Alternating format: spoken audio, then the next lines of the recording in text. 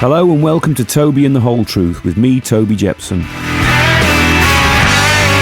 I've been in the music and entertainment business for over 30 years, specifically as a songwriter, performer, music producer and music business consultant. I've also spent time in the film and TV industries. I've managed artists, tour managed, co-written songs for and with others. I'm a creative writer of fiction and have written and directed music videos through my film company, Big Bad Films. And most recently, I've entered the world of journalism by becoming a radio presenter for Planet Rock. This series of podcasts and my mission is to get beyond the myths, the glamour and the misconceptions by peeling back the layers and exposing the true beating heart of what it means to be in today's ever-changing entertainment industries. I've invited friends and colleagues from across all sectors to talk about their lives and experiences and shine a light on the realities that lay behind the curtain. So sit back, relax, and let's welcome our guests for today. Wyatt Wendels is best known as a presenter for Planet Rock, the UK's #1 commercial digital radio station, and has built up a loyal following of fans with his amiable yet acerbically witty approach to broadcasting. But there is so much more to this most intriguing of characters. Born in London to musician parents, Wyatt was raised in an atmosphere of the arts and quickly developed a taste for acting and also a love of music, which led him down the path to record deals and touring before eventually finding his calling in radio. But that really isn't the whole story. I caught up with him across the airways to discuss. Thank you for being here with us. I realised when I was doing my notes earlier on that I think we've known each other now. And we'll get into the story of how we met, which was quite interesting. I'd like you to talk about that one. But, you know, I think I've known you really going way back to sort of it must have been, 2000 or maybe 90? Yeah. Was it 2000? So yeah, 20 years.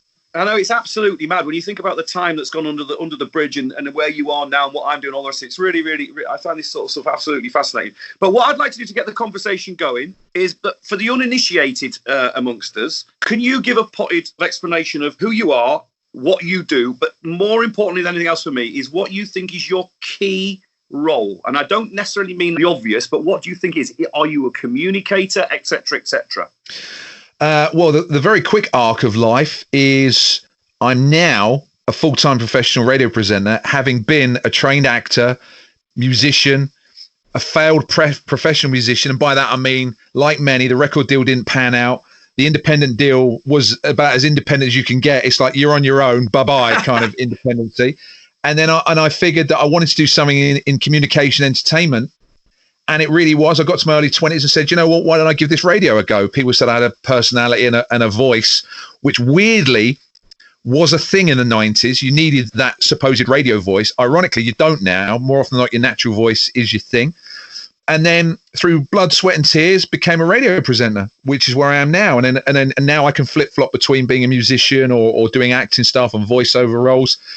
And I guess by default, communicating is my thing, because I wouldn't have going into my third decade of radio if I couldn't communicate. And I know it might sound a bit contrite, because it's like, well, obviously if you can speak, you can have a potential career, but it's in radio, it's dumbing it down to say, well, all you need is a voice. It's how you speak, because I know loads of radio presenters who haven't had particularly long careers and they all had a voice box and a tone. So it's how you say it and what you say. And I guess that's kept me going so far and continues to. Long may that continue. Okay, so I think a massive part of what I'm trying to do with these podcasts is kind of dig a little bit deeper than normal. Because I've been interviewed by you, and I've been interviewed 1,000 times, and you're one of the better interviewers actually. But I mean, I would say that a lot of the layers below the surface don't often get examined. What I would like to ask you is, can you tell me and explain a little bit about your home life when you were a little lad? And A, were you supported by your mum and dad in terms of your decision making, in terms of where you wanted to go with your career? And B, where did the motivation initially come from? Where was that first spark? What happened? Can you name that moment, that eureka moment that you went, I want to do that? And I don't necessarily mean the radio, but specifically get you going in the entertainment business. I can and I can't. I definitely can on the eureka moment. My home life, wow, that's a Pandora's box. It was a mess in many aspects, if I'm honest. I I'm a second generation musician, for want of a better phrase. Both my parents were pros. And when I say pros, I'm not talking working men clubs doing the tribute circuit. They were touring the world, albums. Mum was, before I was born, was massive in Germany and the Middle East. She was at Arabia, TV shows, all that kind of thing. My dad was with Tom Jones and Lulu and that kind of thing. But by the time my brother and I came, or more so me, it was a case, my mum had to make a decision. It was, by this point, my mum and dad had separated. So she was a single parent. And it was a case of, do I keep touring and gigging and never see my kids, or essentially do I give it up? And I for the life of me, I can't imagine what kind of decision that would have been. What I would say, and I'm being as respectful and diplomatic as I can be, I don't think she handled it well, in the sense that she gave it all up because she wanted her boys at home. And I think the party lifestyle and that musician's lifestyle, she still needed it. And still, my mum was a party girl in the early 80s, the old 80s clubs, and people of a certain age will probably remember them. The Funny Farm, people like Lemmy were always there. There was Gossips, there was various clubs and bars and stuff. And my brother was 7 years older. So by the time I'm sort of 6, 7, he's early teens, and dysfunctional is the best way I would say. It wasn't traditional. My brother would be off doing his thing. I was a little kid, don't have to worry about him. My mum would be out partying, and there were times it'd be like, it's unthinkable to think about it now. I'd often be left on my own. I know it was like the early 80s, and weirdly, it didn't seem that wrong. The thought of leaving a 7 or 8 year old at home, or 9 year old on their own while you're out partying, it just, the police would be knocking at the door. Then it was like, well, if no one knows, it's fine. And a lot of it was like that. So my first sort of few years, right up to early teens, it was kind of lonely in that sense. I felt quite a lot of isolation. I was aware of music. I was aware of this musician's lifestyle. My brother and I weren't close. We are now. And he recognizes the fact that as a young lad, it was like he wasn't interested in his 8 or 9 year old brother. He wanted to go out partying, and I, as most kids will be, I'm not bitter or resentful of that. And looking back, I get that, but it wasn't fun. There was a lot of loneliness. We didn't have much money. It's not like we didn't do much. My mum drank a lot. Simply, she would be often hungover. I'm not talking out of turn. If my brother heard this, he's not going to pick up the phone. How could you say that? That's not true. Well, we were aware. And so it wasn't great. But I was went to school and did fine as such. But if I leap forward, my eureka moment, and I can give you the day, I can give you the date, I can even give you the venue. It was actually, I think it was a Tuesday. It was November the 1st, 1989. It was Wembley Arena, and it was the first night that Motley Crue played on the Dr. Feelgood tour. They did 2 nights. Now, at this point, I was interested in acting. I was doing all right at drama, and I was quite natural at it. But I'd never played anything musically. My mum was a singer, my dad was a guitarist. And my brother was a bass player. I had no interest in music. And then within a few minutes, it was the tour. It was the first date they did after the infamous cancelling the Girls, Girls, Girls tour, claiming snow on the roof. So what they did, which was a little bit of a con, was they tried to make, I remember at the time, even at 13, I thought they're conning us, but I'm going to go. They made it sound like they were doing the UK a favour by saying, we're gonna start the Dr. Feelgood tour in Europe, but they used the Girls, Girls, Girls set, as in the actual the drum cage from the Motley Crue Wildside video. And then when they did Europe, they went to the US and did a whole new tour with pyro and everything. But that's a different story. But I saw it, and it just blew me away. And even though all the songs were played really fast, I think Tommy Lee must have been sniffing the barmaid's apron, for want of a better phrase. Yeah, everything was racing along, and a very intoxicated Billy Idol got up, and they did Jailhouse Rock, and Lemmy was there, and Skid Row opened, and just a whole sense of occasion. I remember thinking, I want to be a musician. I think I said I want to be a performer. And I didn't know at that point how I'd do it or what I'd be. And I thought I want to be a drummer. Never had a drum lesson in my life. And it went from there. Within a few weeks, I started learning drums. And weirdly, to sort of edit it down, that night changed everything for me. It might not have been the best gig ever, but that occasion, and I've told Nicky Sixx this as well when I've interviewed him, it set me up in terms of an attitude. The Motley Crue way, rightly or wrongly, that Nikki Sixx would not be told it can't be done. Even now, that's too big, that's too expensive. No one's done that. It's like, well, we're going to do it. And I've adopted that. And it came from a lot, sort of, it's definitely professionally, was November the 1st, 1989, seeing Motley Crue thinking, I want to be a performer, whatever it takes, whatever it needs to be done. Wow, that is an amazing story. I love that. I mean, just to step back a little bit, because this is really interesting to me. Do you think, because of the kind of dysfunctional nature of your childhood, do you think, and the fact that your mum and dad were prominent musicians and they brought all of that baggage with them as well as the glory, do you think that hampered your understanding whether you could take part in that world at that time? Did you withdraw from it? Can you get a sense of that? Were you hamstrung because of it, because of the nature of what was occurring around you, do you think? Weirdly, I think where my mum and dad are concerned, I don't think it had much of an influence on me. It was like they were musicians, but what did that really mean? It wasn't tangible. Yeah. To say to what I would have been, let's take from the age of 4 to 8. What did that mean to me being a musician? It's just, it could have been train driver or chef. My brother, on the other hand, who was 7 years older, as I got a little bit older, around that sort of eureka moment with Motley Crue, he was in bands. He looked like John Bon Jovi without trying. I mean, you can imagine, this is 1986, 1987. So he had the image, he had the headscarves. I mean, it would look dated now, but then seeing him, and he'd be doing the gigs around, because we grew up in London, so doing the Opera on the Green in Shepherd's Bush and all these various other venues, and seeing his flyers and seeing publicity photos that you used to have back in the 80s, often black and white, those carded ones with the name of the band underneath in some yeah, I know. Rubbish font, you know the ones. And that made me sort of think, oh, this music thing's pretty good.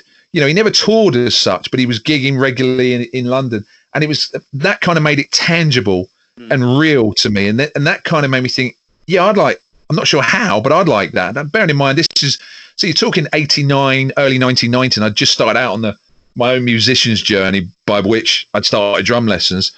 But yeah, I think I sort of gravitated more towards music, seeing it being done, hearing stories. I can remember my mum putting old posters up, almost as a joke, that they had, I think it was Berlin Airport, and it had her name on it, saying that she is coming, the TV show starts there. And I'm thinking, but even then I'm like, it didn't register with me. It was just like, that's a poster with mum's name on it. I didn't think, wow, she must have been big to have her own TV show in Germany in 1962 or whatever it was.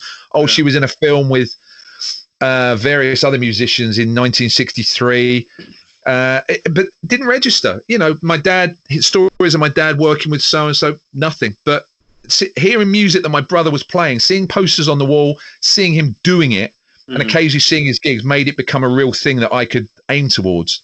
Right, no, I get that completely. I think the world of living in a household that has artistic people in it has a very particular type of environment. I mean, I'm very aware of it with my girls. I mean, I've got 3 daughters, and they've been brought up in the background of the rock and roll business. You know, they were going to download as guests with me, you know, when they were literally 5 or 6 years old, and I was dragging them to venues and all the rest of it. And so they grew up in this world of it.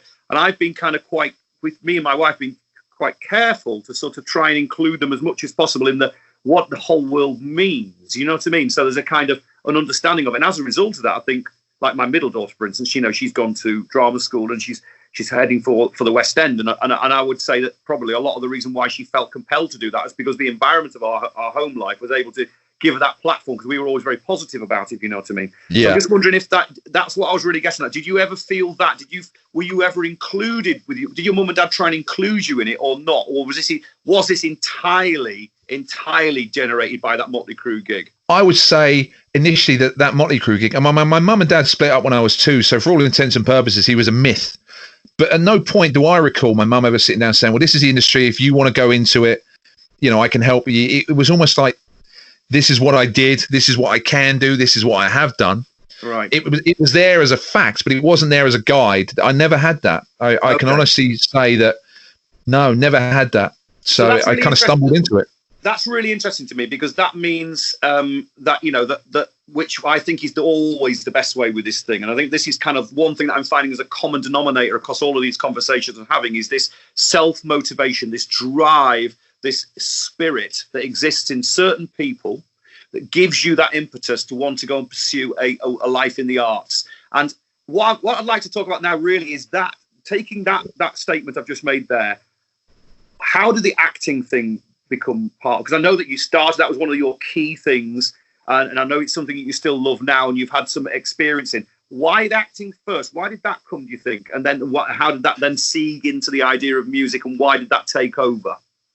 In all honesty, it was path of least resistance. It was so easily accessible, acting, because from a very young age, I liked accents, for example. I liked American. I used to like mimicking things. I mean, this would be considered criminal now, but for me, at the age of 8 or 9, I was the executor of what I call the first wind-up call. I used to get the phone book out, and I would phone businesses and try and put on a manly voice and try and convince them. My favourite wind-up would be, for example, I'd convince local restaurants that had ordered rice, and I was coming around in my lorry to deliver it. Things like that. And this is before Steve Penn. You know, I'm 8 and I'd be doing that. Hello, yes. I'm phoning from John Smith's Rice Company. You've ordered 2 tons of rice. I'm on my way now. I'll be there in and all this kind of thing. And I'd end up having arguments with these people. And some of them realised it was a kid. But it was like a scene out of South Park, years before South Park. And I realised then, I'm like, I like this kind of performing, acting thing. But it was easily accessible because you could study it at school, at GCSE level, at the age of, well, no, we did it as soon as I got to secondary school. We did it every Friday afternoon, and I loved it. And then when you could choose your GCSEs, that was my creative choice. A lot of people went for PE and various other ones, or CDT. I went for drama because it didn't cost anything, and I could do it a couple of times a week. And I ate it. I got an A in it, and I used to love plays. I loved the theatre aspect of it. And it just kind of, I never fell out of love with it, because when without going too autobiographical, in the summer of 1992, I went to the States to become a rock star. I joined a band and we had showcase, and I did that thing, played the whiskey, the coconut teaser, the troubadour, all the places of the time. And I'd left school, and I know I'd done well in drama, but I thought, I'm going to make it in music. Long story short, it didn't work. And I came back to England in August 1992. And it's like, what am I going to do? I was 16. I thought, okay, I want to go to sixth form. And I studied media studies because I wanted to do something creative. And then after that, I decided to go to college and to study performing arts because I wanted to specialize in acting. And again, it was because I knew it wouldn't cost £20 an hour, for example, or to join a course of music lessons. It was easy to access. It was an achievable course because I'd not studied music, and I didn't think I could study music at university level. And I loved it. I loved acting. I still do. At that age, I love the little nuances, the change of facial expression, the change of tone. And it just appealed to me. The thought of being in films hadn't really grown on me. I just liked the performing aspect. And I guess the natural crossover from performing and acting became performing in music, performing in radio, performing in voiceovers, and that they kind of blended into each other. I mean, when I was at college, I really wanted to have a good stab at acting. It was like a two-pronged race: music, acting. Which can I make a living out of first? And they were kind of side by side because neither was making any money at that point. Yeah. So it was a case, we're neck and neck here, both are on zero.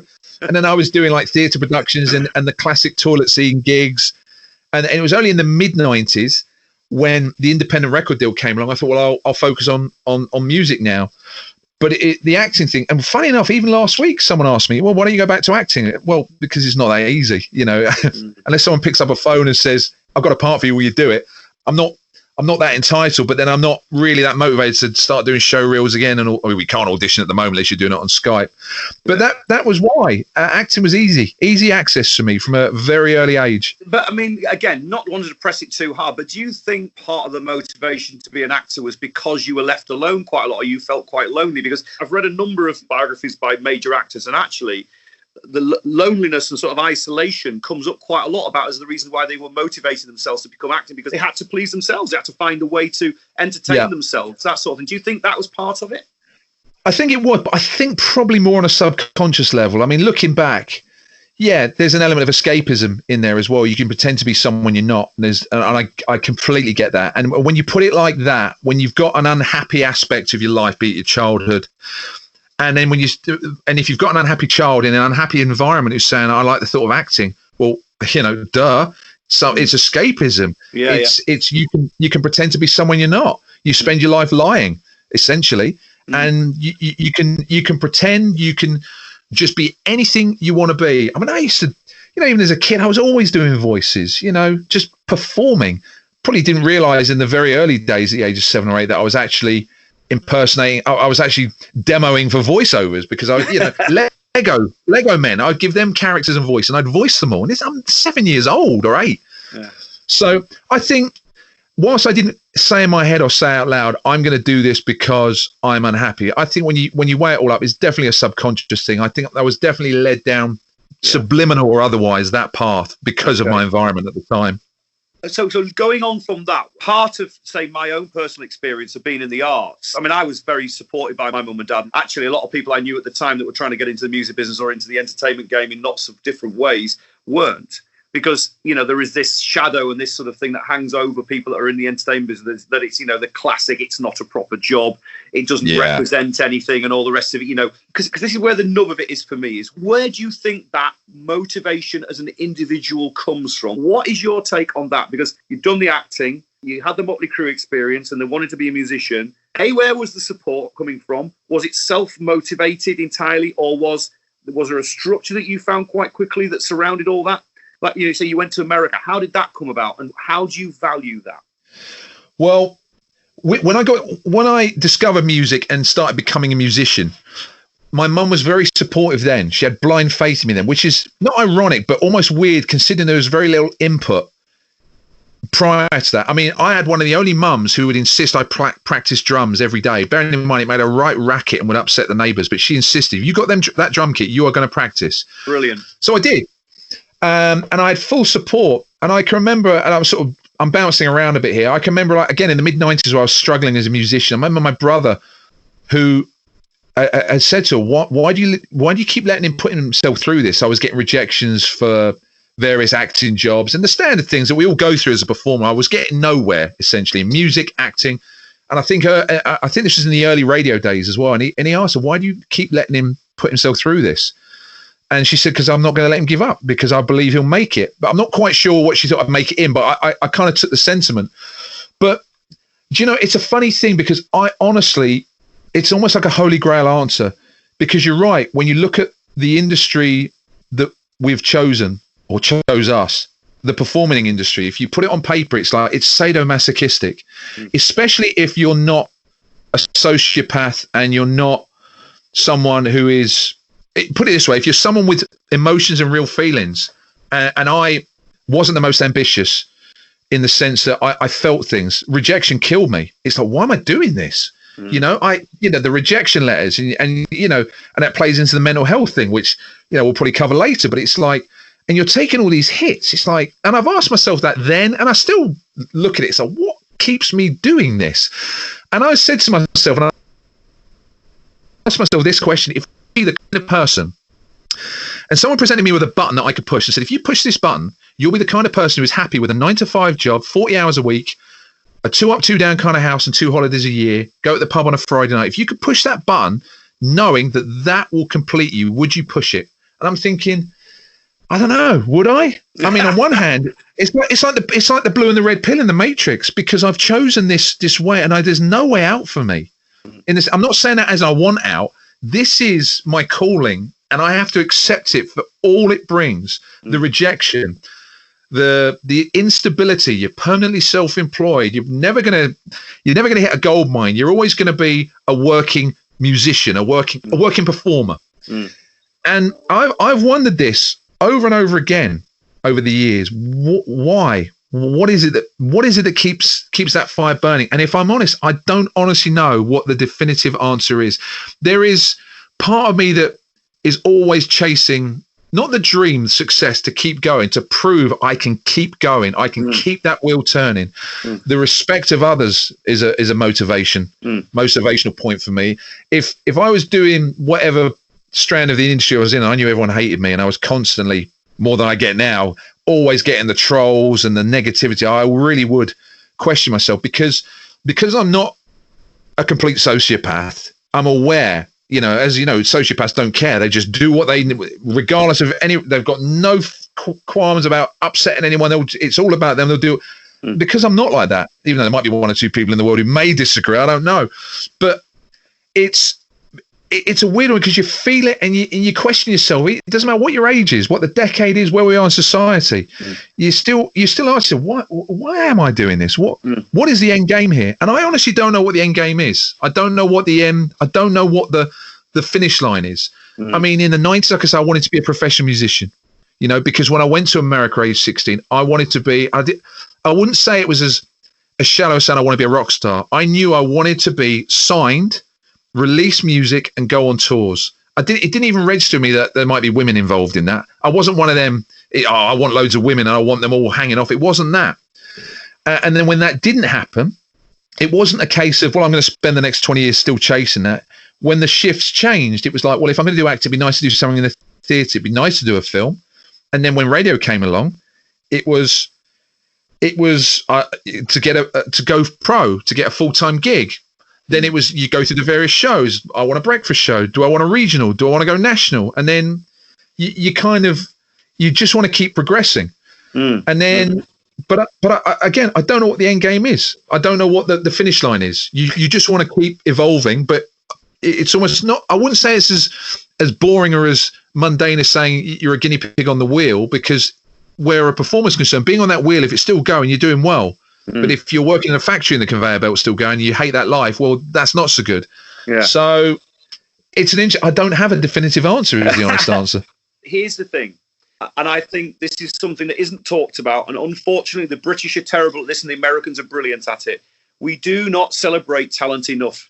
We do. It's almost like we're embarrassed to say, I've got a talent. I think British people find it very, very difficult to sort of recognise. You go, oh no, please don't say that about me. Oh no, I'm so embarrassed. Yeah. And I think you're a very talented communicator. I think those things are not easily demonstrated by most people. It doesn't surprise me that you gravitated towards radio, because a huge aspect of being a creative person is being self-aware, is being able to activate and manifest that talent in something that is tangible and real. And then once we get that in this country, quite often what happens is we shut up about it and we don't like to be praised by it, which is very, very strange. And I really recognise this, I don't know where it's going to go thing, because I actually think that is the driving force. I don't know whether you agree with this statement at all, but I've always felt having no plan is the best plan of all, because it keeps you on your toes. It makes you feel excited about the possibilities of what might come next. I think plans are vastly overrated, I've got to say. Yeah, I think there's a lot to be said for that, because, like I say, if you're in a normal job, dare I say, and I'm not dumbing them down or disrespecting, but if you're in a job that is pretty routine, you know exactly what it's going to be, and you can probably hazard a guess where it's going to be a year from now, 2 years from now, and if you've got a corporate chain, for want of a better phrase, you might know where you're going to be 5 or 10 years. But it's journey into the unknown, and you don't know, and you're right. There is a lot to be said for that. Because you sit there and you think, without being negative, you think, I'm going to take some hits at some point. And where we are in the world at the moment, that's the big hit we're taking at the moment. But on a vast individual level, you're thinking, where's the next hit? Where's the next doom and gloom? Because it's going to happen in the performing industry. But then you think, but what's the big, what's the big win? What's that going to be? What's the next one? Yeah, exactly. Yeah. It's you're living your own. Go on, mate. Sorry. I was going to say, it's like you're living your own film and you're acting your own film, and you just waiting to see what the ending is going to be like without the death part, sort of thing. I've always sort of thought that the word that I associate with the entertainment business is freedom, because even though I've fought hard for where I've got to, and I've had some massive disasters and some huge triumphs, the reality is it was all on my own terms. And I think there's a lot to be said for that. And I think that probably is the same for anyone who's self-employed in any sector, but I think it's particularly heightened in the entertainment business because of the possibilities and because of the way that people react to artists. I mean, does that ring true with you? Yes, in many ways it does. But on the other hand, or just sort of going off in a different strand of the similar sort of tree branch, is that there are a lot of things that happen I didn't want to happen. I had I didn't desire them to happen. Obviously, the negative things, and I had no control over. And I've often had a problem with people who often say things like, if you have a dream, make it happen. Well, the simple fact of the matter is, in the creative industry, You can't. And that's not being defeatist. For you, and when people say, if you want a dream job, go and get it. Well, guess what, ladies and gentlemen? I will guarantee there's someone right now in your dream job. So you can't just go and get it. The stars have to align. Certain things have to happen beyond your control. Absolutely. 100% beyond your control. You can be the best you can be. You can be as talented as you can be. You can shake all the right hands and kiss all the right babies. But ultimately, there is a lot of things that need to happen. Like someone might need to die, someone might need to screw up, someone might need to leave. Something has to happen. Like, for example, where I am now at Planet Rock, I am there because of someone else's tantrum, temperamental outburst, and them leaving. If they'd have stayed, I may never have got there. Now, prior to that happening, I was always trying. I couldn't have done any more. Could not have done any more.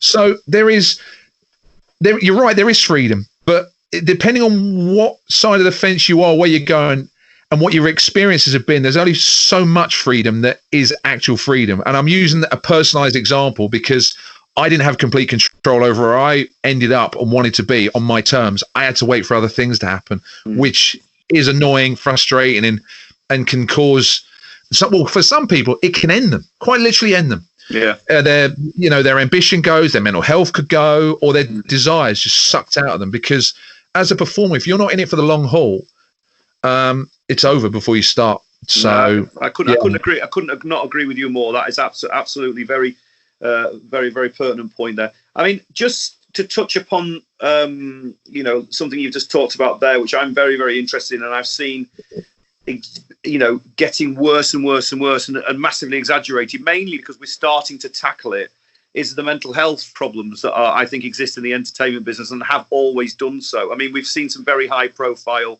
artists, sadly take their own lives at the extreme end of it. And I've experienced this myself, where because of the nature of the things we're talking about, because of the difficulties of this business, and because also of the promise of it, because the promise is so rose-tinted when you start out, that lovely feeling you have, I don't know whether you recognise this, I'm sure you will do, that feeling of anything's possible. Oh, I can do that, I'll be on that stage, I could do that. And the promise of that is so tantalisingly close in your head, isn't it? And the joy of the possibility is amazing. And so it's not a surprise that people suffer from mental health issues, and come up against the need to try and combat that. So my question to you is, has that happened to you? What were your failures, your biggest failures that taught you how to combat these things and build a strategy into it? Because clearly you are successful and clearly you've managed to survive. And that is the word. Survival is often the word that isn't used enough in this business. We do survive this business rather than actually live it a lot of the time. So have you got experience of that on a personal level? Do you think that you can strategize against these things, and what are your strategies? And can I also ask you, have you had personal experience of other people that have been close to you that you've tried to help because of it, sort of thing? Do you know what I mean? As a complete, as a discussion. Well, ultimately, I've been affected massively with the mental health. And before, like a lot of people, I was affected long before I realized it was affecting me. The moods, the outbursts, the feeling of I can't be bothered with this. I mean, I remember we're going back just over 20 years when I was trying to turn pro in radio, and this wasn't the first bad experience I had where, and I dare say musicians or any performers have had similar situations ripped from them. I was told, my first experience of radio was I was told that I was going to have this show. I was going to be given an early evening show, which was essentially a chart show, a local chart show. And I was going to start on the Monday. Where was that? This one was in, this would have been in Reading. Okay. So this would have been the first station I ever did a show on. This would have been at 210 in Reading. And I used to do a chart called, I think it was the Hot 30 or the Hot 20 or the Hot 40. I think it was the Hot 30. And it was a 6:00 show on a Monday. And I was told pretty much a week before, you're going to do that. I didn't even think to question it, what's happened. And then 3 days before, they said, it's not happening now. As callous as that, it's not happening now. Now, so that was a start, and I'm thinking, well, and that hurt. That was a bad one. And I remember less than a year later, I was still trying to get the break, and I was offered, I think it was 2 weeks of promotions with on-air work at a station in Stockport.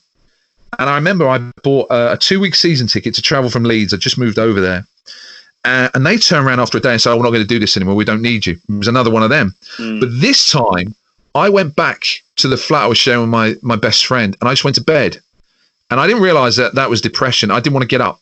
That was it for 2 days. I'm like, no. And it was a case of, my girlfriend at the time said, I'm going to give you 2 days to effectively grieve, and then you're going to get up and you're going to fight the world again. And I did. But what I didn't realize is that was classic depression. I'd had it. This was 1999. This would have been. And the hits kept coming, and I'm not talking record hits, the rejections, the you're not good enough. And it doesn't matter how strong you are, how determined, it will and does take its toll on you, because and then bearing in mind, when I went into radio, I didn't know anyone. And I mean this, no one. I'm not even exaggerating. I had not one contact, no one I could call and say, look, can you give me some advice? At that point, I was so green. I didn't even know that there was the equivalent of the yellow pages for radio stations, where you could get this little book. It was called the Radio Authority Pocket Book. Every contact detail was in there, the addresses, who you would need to email. Didn't even know that existed. I felt like I'd struck gold when someone told me that existed, when I did a course on it. And then pretty much for the best part of 2 years, it really was, no.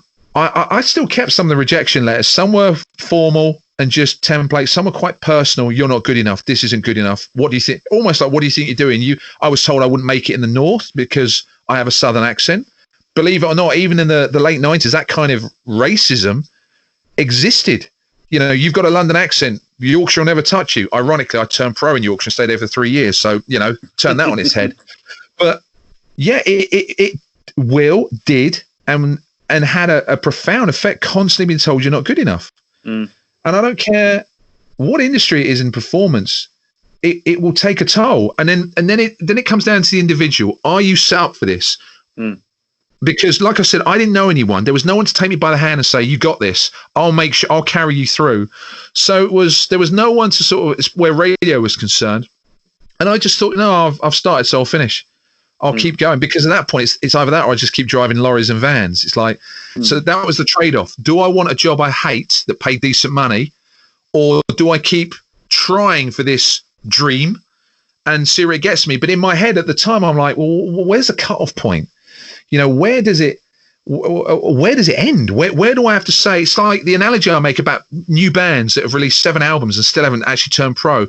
Are they dedicated with blind faith, or do they need to look at themselves and say, do you know what, maybe we're not going to make it? And I don't know what the answer is to that. And on a personal level, it was tragedy tragedy. I mean, Hollywood couldn't script this any better. It was tragedy which led to my becoming a professional, if you like. The day that I turned pro, ironically, I was once told that you could find in radio that the very people who reject you and tell you you're not good enough, the same people or the same person at the same radio station could turn around and employ you. And that is exactly what happened. I got an interview from somebody who kept turning me down, who then said, come and have an interview, who then offered me a position on the very day that my mum tragically died. And when that happened, it was the day I turned pro. So I never got to tell her I turned pro, but it opened up more resources for me, because with her passing, there was property and things. And I was in the day she died, I was in more debt at that point than I'd ever been in my life. And I honestly think if she'd have lived, and this is kind of perverse, if she'd have lived, I think there would have been a point I'd say, I can't do this anymore. I'm sinking. I was getting into bad debt, as in, having to borrow money off people on the quiet, looking at sort of debt agencies to see if they could help me. And my revenue streams were on the floor. But because she passed away as suddenly as she did, it meant all of a sudden those debts were pretty much wiped out. And it gave me and I turned pro the same day. But weirdly, when that first gig sort of fell apart after a few months, there was this kind of, I was almost reinvigorated for a fight. I'd lost, I'd gone through the worst loss I could have gone through, age 24, and my mum dying tragically and suddenly. And it felt like, well, I can survive that. I can fight this industry. I can fight for a living. I can keep fighting. I didn't quite know what I was fighting for, to be a professional. At that point, rock radio didn't really exist in this country, and I had no desire to go to Radio 1. So I was just fighting to stay there. I was told I wouldn't make it in the North. I wanted to be a pro. I knew I had no heritage in that industry, and it became a determination. But at various times, my health mentally suffered massively, because I'd be traveling, I'd be away from home. You become a bit paranoid, stroke insecure. I think insecurity leads to almost a natural degree of paranoia. I'd have that. I think, is this going to last? And that went on for years. That wasn't many years, best part of the 20 years at various times. And I think one of the things that kept me going, I think this quote was attributed to Robin Williams, and it's so true. And I'm paraphrasing where he says, the reason a performer smiles and wants to entertain people so much is because the entertainer doesn't want people to see and feel what he is suffering. So you project it out positively. And I really related to, I'm sure it was Robin Williams, something along those lines. Yeah. And I related to that massively. And I carried that and still do for years. It's not about lying to people or being fake and putting on a fake smile, but it's a motivational sort of tool. It's like, I want to make people feel better. I want to, making people feel better or helping people makes me feel good, for want of a better phrase. And if it stops people feeling bad about themselves or something that's going on in their life, it's the old music analogy that, Steven Tyler said. Many musicians come to a show for 2 hours, forget the pains and the worries of the world, have fun. It's escapism. And I think whatever I do, albeit mostly radio the last 20 years, and that's what I try and carry, a bit of escapism for people, try and make people feel a bit better about themselves. And, when you ask about if I've ever helped anyone in this industry, in the radio side of things, not as many as I would have liked, to be honest, because radio's become a very squashed niche industry. I've joked for 11 years, and there's less of us now that were like Jedi. Radio presenters are like Jedi. We're gradually phasing out. We'll be in hoods and living in caves soon. I mean, I've tried to help people over the years, like producers who wanted to get into radio presenting. I've given people a few pointers, but I've never actively taken a protege under my wing and said, stick with me, son, you'll hit the big time. Because I think, A, that would be a lie and a con, and B, I don't want to run the risk of them taking my job. Well, I mean, listen, it's amazing that you departmentalize it in many ways and sort of deal with that. I mean, that's what I was talking about in terms of strategizing. I think a lot of the strategies that we build as performers, because that's what you are, you put a fantastic performance on it. You're very erudite.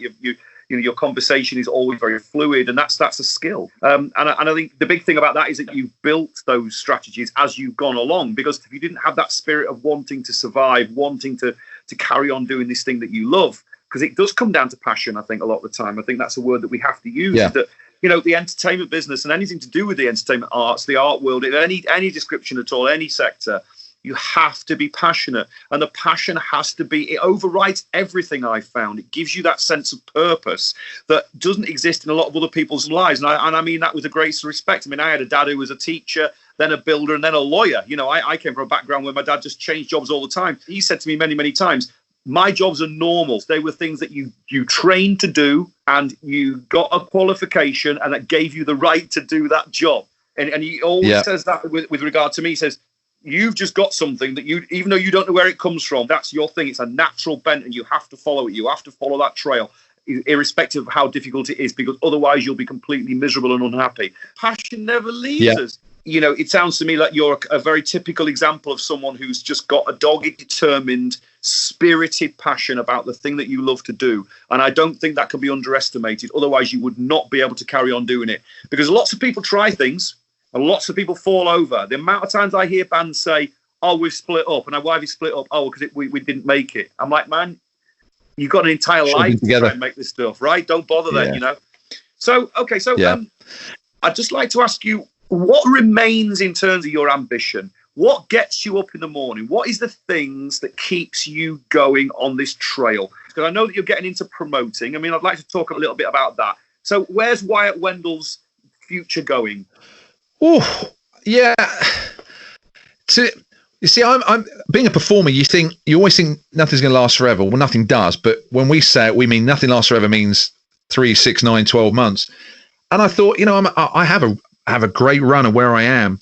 It's 8 years. By the time my contract's up, it'll be nearly 10 years. I'm not for 1 second suggesting that I'll leave before then, or maybe there will be another contract. But you're thinking, do I need to not look at something else, or just add a few more bows to the arrow? And getting involved in music venues. I mean, a few years ago I looked at opening or reopening the Cockpit in Leeds, and that didn't work out. And I always wanted to get involved with a music venue without wanting to be too cliched. I didn't want to be a club promoter hanging off the bar with business cards and chains hanging around my neck. But I like the idea that was, grassroots level, helping bands, having a venue. A couple of years ago I started in always been a big sports fan. Always loved football. I took my FA badges they're not actually badges, but that's the term that's used. And I did courses.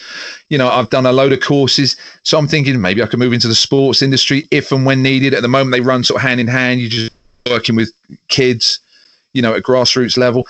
And that, I think, trying to better myself is what motivates me, because I'm my own worst critic. I've not been the best person. I'm not always the nicest person.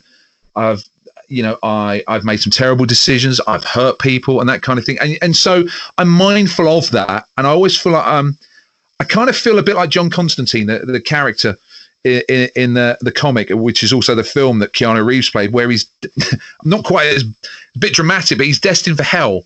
But he's always trying to make up for it and trying to earn a place in heaven by doing good things, trying to balance himself out. And I think that's probably true of me. That's where I see myself going, staying in radio as long as radio will have me, because I won't walk away. And it's interesting because I never wanted to go to Radio 1, which everyone saw as the Mecca, and I never did. Now, when I started out, there was only Virgin, which was a kind of rock station, which is now Absolute. So Planet Rock was still a broom cupboard entity then. Kerrang hadn't started, so there was no real rock radio. So on paper, you could say I've got to my glass ceiling, not because I've given up, because this is my Radio 1. Yeah. So when you're there, and I've wondered this of others, when you're at the top and you're at your own personal top, what next? What do you do? How long do you stay there? And I thought, I'm not trying to replace it. I'm just trying to enhance it. So yeah, doing stuff in music, like music venues. If I can do stuff as a musician again, I mean, the joke is, I'm not, it sounds like I'm being entitled. I'm not. The joke is, I don't want to start my own band because that's too much effort. I'd like someone who can't make a tour to say, can you just step this tour? Can you do this arena tour, this theatre tour for 3 weeks? Like, yeah, I'll have that. That'd be great. That kind of thing. But that probably won't happen. But having said that, the way life's worked out, who knows? Or if someone says, will you record this single or do this session? So I haven't left music behind at all. So still musician stuff, venue stuff, the football stuff. So that's what keeps me going, those kind of ambitions, and just trying to keep bettering myself. And just going back quickly, what you were saying about the lessons we learn and the falls we have. It's interesting. I think, and you might agree with this and others will, some of the best lessons come either when we're not realizing we've been taught lessons or through negativity. Like, for example, believe it or not, I failed radio studies at college. I took it. I had no interest in radio, but I used to hate doing interviews. Couldn't do them, believe it or not. 10 years ago, I hated them. I was at Heart Radio. I mean, can you imagine? I look like this and I'm playing ABBA and George Michael, and, I was successful at it, but, I knew where my bread was buttered and what I liked. And every week they would throw some pop star or some analyst or someone off the TV I'd never heard of, knew nothing about, and I'd have to interview them, and I hated it. But what I didn't realize, it was like the Karate Kid wax on, wax off lesson. You're learning this lesson, but you don't and I've always think of this. I was learning these skills, how to interview someone I don't know, don't like, don't care about, how to talk about music I don't like, don't know, don't care about it, how to creatively talk about it. And what I didn't realize is I was learning how to have conversations with people, how to creatively think about music differently. I will never I'm saying it now. I would never go back to the owners of Heart and say, thank you for the creative investment. It made me so much better. But, I've got enough humility to say, yes, it did, because I learned how to have a conversation. And when I interview people now, it's not contrived. It's not fake. I'm not exploiting them. I even say to them, look, I'm not going to ask you standard questions because I want us just to talk. We'll cover the music. We'll talk about your book, your album, whatever. But it's going to be, I'll probably make mistakes because there's no notes here. We're just talking. And I think that came from negativity. That came from unhappy employment. And, fast forward a few years, I can talk to people easily now. Bearing in mind, I'd get quite anxious. I didn't realize at the time I was anxious, and I got anxiety having to interview people because I didn't know them. Who are you? And if they were done down a phone line, great. If I had to do an interview with Rula Lenska, for example, who was doing a play in a theatre in Colchester, I don't know anything about the play. I don't know anything about Rula Lenska. I know you can't talk about Dennis Waterman. They divorced years ago. I'm like, and honestly, I'd have to wear dark clothes because the sweat patches would be seen. And then you fast forward, and I've got these tools and these skills that, to me, and I'm not saying it is effortless. To me, it is effortless. Talking to someone about, I could talk effortlessly to John Bon Jovi as I could the singer of a band called the Bucket and Spaders, who have just brought out a single. I've never heard of them, because I know how to talk to people. And to me, it's effortless. So while I don't have anxiety and I don't get anxious about things like that, I still worry about the future, what's going to happen. And especially where we are in the world at the moment, it's like, well, now what? But what keeps me going is now I've got to where I am. It's to stay there and to develop and evolve. That's what motivates me now. I'm not trying to get to my Mecca. I'm not trying to get to my utopia, because I feel I'm already there in the radio point of view. But now my motivation is how to stay there, how to evolve, how to keep being better. And that's pretty much it in a long-winded explanation. No, listen, I totally recognise that. I mean, like I said earlier on, a vast majority of people that invest time and effort all of their lives, often just like you have and just like I have, in this crazy world that we want to take part in, quite often don't really know why they're able to survive in it. It's that kind of imposter syndrome thing of looking over the shoulder, wondering if you're going to get found out, because really you yourself don't know what it's about. It's very hard to assimilate the situations that you're in and bring that into your world and how you're able to survive. It seems to be that there's a spirit in certain people that are able to carry on, irrespective of where the failures are and where the triumphs are going to come from, because it is about passion. It is about having a drive. And I would argue, that a lot of the reason why you're so fantastic at your job, is because you have an absolute belief in not only just inwardly in yourself, but you love the work, you love the music. And so it's easy. Like I often sort of say, it's very easy for me to pick up a guitar and start writing songs, because I love doing it. It's just within me. It's part of my life, and even if I might, say I write 10 songs, 9 of them are probably utter rubbish. But the fact of the matter is, I'm enjoying doing the process. And I think that's the point, isn't it? It's something you can't get rid of. It's in you. And I see that in you. And every time I listen to you on the radio, and you've interviewed me, and we've been mates for a long time now, it's always, for me, it's about the passion that you exude. You give off this wonderfully sort of positive feeling of that anything's possible, and it's always very, very animated, and that's a real skill, pal. So I will celebrate that for you. Thank you. No, not at all. Okay, so just to sort of finish up, because we have to talk about how we met. I know I've been banging on about this, but it's really interesting. You please tell a little, because I think it's a nice little story to finish off, because in a way it's almost like I don't know, like under the microscope version of what this business is about, how you have to try so many different things to try and find your way. Because we were both at a bit of an odd point in our lives, weren't we? Yeah, it was weird. I mean, I didn't know at the time, but you were between the music industry and the music industry. So I'll explain it from my side, because bearing in mind, it wasn't like I knew who you were, because for a start, you look so different. So from my side, it would have been early 2000, and I'd not turned pro in radio. So I was at this real precipice of, God, is anything going to happen? I'd signed up with a couple of TV and film agencies, and I'd done some extra stuff, and I'd done some small part stuff. I can't remember if I'd already done it at that point, but I did a couple of adverts, like a Beautiful South album. I'd done a couple of scenes in London's Burning, EastEnders. And then, bearing in mind I lived in Leeds, I got the call to do this extra stroke, very small scene in Highlander 4 Endgame. And it was sold to me that, well, I'd have done it anyway, but it was an extra, but there was I think I was going to get to play a dead character, which felt awesome to me. Because the reason it was something like that, because the reason it felt great is because I had to get properly dressed up with a sword and all that. And I thought, yeah, great. And it was a hell of a journey. It was a drive down. If I remember rightly, I'm sure it was near woods near Aylesbury. That's right. It was definitely around Bucking. Yeah. And it was a bloody cold day. I remember that, because I drove down from Leeds. I was knackered. And I remember feeling it was completely surreal, because they'd got the American police car. I remember seeing Christopher Lambert walking about and thinking, God, this is like near High Wycombe. What's going on? And then it was in I think it was like a caravan or a trailer. And as I saw it, there was just a young runner, some short-haired ginger kid who was just, could have been anyone. Short back and sides, looked a similar age to me, chatty, talking about various stuff. And then, as you do when you're on set for any TV or film, it goes on and on. You're hanging around for ages, and I had all this gear on, and I'm waiting. And then I think we got talking about music, and the conversation, I can't remember the exact ins and outs, but we got talking about Van Halen.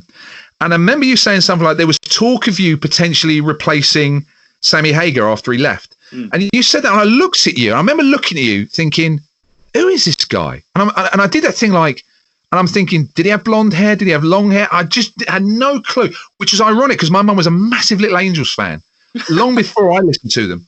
Man. And then we finally swapped names, and I'm like, it still didn't register. Toby, Wyatt, no, nothing. And then you told me you used to be in a band, and it was only when you mentioned Little Angels then a penny dropped. So we've been talking for hours, and then it was like, no way. And so we met on the set, a Highlander 4, and I remember being gutted because they cut my scene. I didn't get to film anything. And it was like, I got paid, but I got all dressed up with nowhere to go. And because it was before camera phones, I didn't even get a picture of me. And I looked absolutely great because I had the long hair. I looked like a Highlander or a Viking or whatever. And then we met again a few months later on the set of Playing the Field. That's right. Remember that one? I do. It was at Elstree. Yeah. Because, and that at that point, I was still taking as many acting jobs as I could. I was doing part-time radio, and I didn't turn pro for about another sort of 3 months. And you had this proper bod haircut, short back and sides, like you had gone to work in a bank. Oh, and mate, I remember it so well, that whole thing with Highland, because I was Christopher Lambert standing on that film about 3-4 weeks, and it went on and on and on. And I remember distinctly meeting you in that cabin and all the rest of it. And here's the weird thing for me is that, and I did this all the way through my sort of experience of the film business, because I spent about 3 years in it on and off. I never talked about my music past at all, ever. I just didn't talk about it. I kept it completely under wraps. I felt vaguely embarrassed by it. I felt almost kind of like so detached from it because of the situation. But then when me and you got talking, because you were passionate about the music, I couldn't help not talk about it. You know what I mean? Yeah. But I do think, in a way, it illustrates what we're talking about through this whole of this conversation is that no matter where we both were, you were just about to get into radio. I was kind of between the music business. I'd had the Little Angels career, and I was trying to figure out what I'm going to do next and all the rest of it. But we still kept going. We still had some involvement in the arts, because that's a lot better than doing nothing. You know what I mean? I mean, and I've had some shit jobs. I've run a building firm. I've done this. I've done that. I'm sure you've had some crap jobs as well. But it was a kind of. It's always struck me as being one of those moments, real magic moment in my life when we met on that set, because now I look back on it, and you're who you are and what you've done and where I am and all the rest of it. It just shows that we both had that spirit, that need to carry on. And I think that's kind of very, very much a pertinent point, you know? Yeah, absolutely. I mean, about a year later, we'd evolved even a year later, because about a year later, I worked at a station in Hull, and I turned pro, and you'd done your EP, that EP, which I've still got downstairs on CD. Yeah. I can't remember the name of it. That was about 2001. That's it. And you sent it to me. I remember thinking at the time, this is good. If only I worked on a rock station where I could play this. and it's like, that was like but you think about it. Yeah. What I was saying, it was almost like, without knowing it, it's almost like fast forward 2001 to 2017, 18, Planet Rock and Wayward Sons. Here is that, as that started, it was like a precursor to what was coming later. When Wayward Sons brought out their first material, it came to me because I was presenting a new music rock show. So I got it before anyone else. And all them years later, the weird full circle from 2000 to 2001, me being in the wrong radio station with your material, and then leaping forward, it's like that kind of stuff you can't write. You can't make it up. You can't. And I've often said to people about these sort of connections that you have and the friendships that you build is that, you know me, we've talked about this. I'm not a religious man at all. I have no belief in organized religions at all. But it doesn't mean to say I'm not a spiritual person. And it doesn't mean to say that I don't believe in the universe and what it possibly has in store for us. But I do believe there are kind of these kind of odd connections. And I think it's all about it's all about being positive. It's all about being determined. And I think you meet like-minded people. And the great thing about the entertainment business is it often holds up those, if you get it right or if you keep going, it will hold up that dignity of that passion, if you know what I mean. So that's always been a fascination for me. So, no, listen, man, this has been amazing to talk to you. And, it's a very revealing story. And I think a very, very inspiring story. If anyone's listening to this and to sort of, the possibilities of just keeping going and keeping true to yourself and believing in yourself, I think, you exhibit that in such a fantastic way. And it's great. And by the way, I was never ginger. I was always strawberry blonde. Anyway. Right. Okay. So what I always do at the end of these conversations, it's just for a bit of fun, but I'd like you to give me 3 words that you think describe the best aspects of your character and 3 words that you think describe the worst aspects of your character.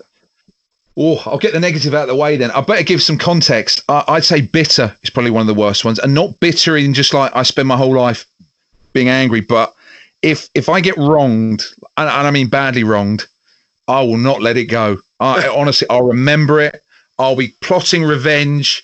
I don't know what kind of revenge that it will be, but I won't let it go. I might not display signs of it outwardly. I won't be like posting notes online or anything, or even shouting literally about it, but I will not, and I should let certain things go, because I was hoping that as I got older, I probably have got better, but there's an element I'm like, there are people, I mean, I can recall like old neighbours, for example, that wronged me 3 years ago. In my mind, I'm still going to go back and kick their wing mirrors off at some point, because I won't let it go, and that kind of thing. So I'd say bitter. Okay. Fiery, which can be good, but in this case, I can be overly fiery. I can be too reactive. It's like, wait. I can say this now. Just wait a second. Don't send that email. Just wait. Okay, maybe they didn't mean it that way. Just wait. But fiery, send. That kind of thing. And then that plays into temperamental, because I can be. On any given day, I can read that email and I'm firing that back. Then I might be, it's fine. And honestly, it can be. I can be here, there, and everywhere. The mood swings can be a little bit cumbersome to me and those around me. Okay, so bitter, fiery, and temperamental. Yeah, I would go passionate as the positive. For stuff I do. I mean, I think that's pretty apparent from what we've been talking about. Ambitious, the right way. I mean, I had to narrow it down to one word, but that encompasses never stopping, without using too many cliches, never giving up, keep fighting forward. It's not about not appreciating what you got, but it's as much about not resting on your laurels, not just giving up and thinking, that's it now, I'm done. Just keep going. I actually think, even though I don't always show it, I would say loving. I know it's probably a surprising one, and I'm not always the most openly affectionate.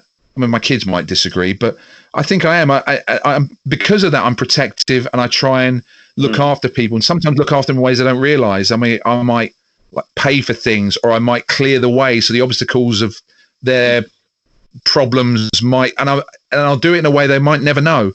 It's like, it could be anything. It could be, I might make a phone call, or I might clear a queue for them, or just something, because I care, affectionate and loving. So I've narrowed that down to passionate, ambitious, and loving. Yeah, 3 good ones. I totally recognise that, mate, and I think you exhibit all of those things every day. You probably don't know whether you do or not, but actually, so people who know you definitely do. So listen, mate, it's been absolutely brilliant. Thank you so much for your time, and I'm sure people will get a lot out of this. I think you've been very, very honest, and I think that's all the best. That's all we can be, I think, in this game. I think that's the one thing that's made me realise over the years that actually being honest is in this business is really, really important. Because there's no going back. There's no going back. So, and there's nowhere to hide anymore either. No, absolutely right, absolutely. Well, fantastic. Thank you so much, Wyatt, and best of luck with everything that you do in the future. Brilliant. Thanks very much for having me. My thanks to Wyatt Wendels there for joining me on this podcast. I'll be back next time with another fascinating character to tell us all about their experiences in the music and entertainment business. Until then, take care of yourselves. I've been Toby Jetson. This has been Toby and the Whole Truth podcast. Thanks so much for listening. Bye for now. While most of us exist